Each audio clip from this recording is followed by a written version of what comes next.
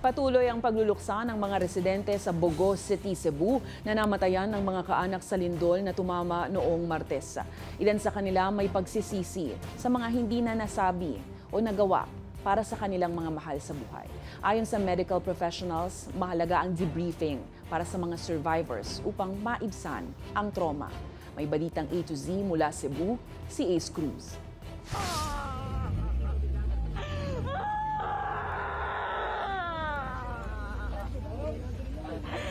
Hindi mapatahan ng medical professionals at rescuer ang hagulgol ni Eliza nang makita ang bangkay ng ama. Isang kanyang ama sa mga nasawi sa magnitude 6.9 na lindol sa Cebu nitong Martes, September 30. Isang araw lang din matapos na mag-birthday ang kanyang ama. I didn't know how to feel na umiyak na lang ako kasi wala na tatay ko yung... Magkasama ang kanyang ama at 14-year-old niyang bunsong kapatid nang tumama ang lindol kaya't nagtago muna sila sa ilalim ng mesa. They were trapped underneath the Nara table.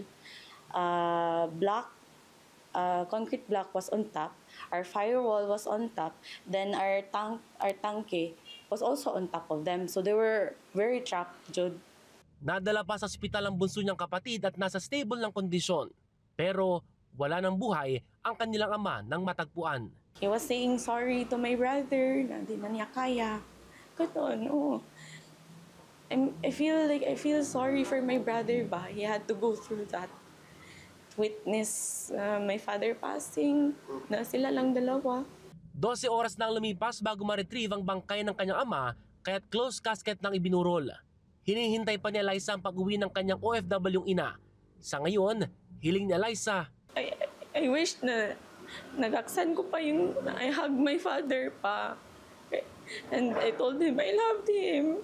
I didn't say, I wasn't able to say that to him, man. Mula sa mahigit 70 nagtalang patay nitong Huwebes, itinama ito ng NDRRMC sa 68 patay ngayong Biyernes batay sa kumpirmasyon ng DILG. Kabilang din sa nasawi ang nakatatandang kapatid ng 67-year-old na si Nanay Josephine na tahimik na binantayan ang paghahanda para sa burol.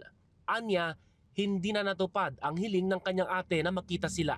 Sabi niya, hindi ka magpunta sa amin. Naku, kapoy talaga magkuhaan ba, commute. Hintayin ko lang anak ko pupunta dito. Hindi siya, di kita magkita. Ito lang ang kanyang salita. Lungkot. Hindi siya nagparamdam kahit maliit. Namatay ang kanyang kapatid nang mag-collapse ang bahay. Ayon sa psychologist na si Dr. Raul Ganya, makabubuting sumailalim sa debriefing ang mga nakaranas ng sakuna upang maibsan ang trauma. Na pumapasok yung trauma na hindi nila nakakalimutan, hindi na sila nakakatulog. Yung takot nila palagi na baka maulit ito, na konting may yanig lang ay ang feeling nila, naku, ito na naman siya. Anya, makatutulong ang mental health professionals sa pagproseso ng epekto ng trauma lalo na sa mga namatayan. Yung resilience, nagdidepende siya sa tao. May mga tao na mabilis makaka-move on, may mga tao na linggo, yung iba buwan, yung iba taon, at magdidepende po ito sa laki ng nawala sa kanila. Sa ngayon, sariwa pa sa mga survivor ang pinagdaan ng sakuna at ang matinding dagok na mawalan ng mahal sa buhay. Una nang tiniyak ng National at Provincial Government ng Cebu na tinutugunan nila ang pangangailangan ng mga biktima ng lindol kabilang ang psychosocial support. Para sa Balitang A to Z, Ace Cruz, Bogo City, Cebu.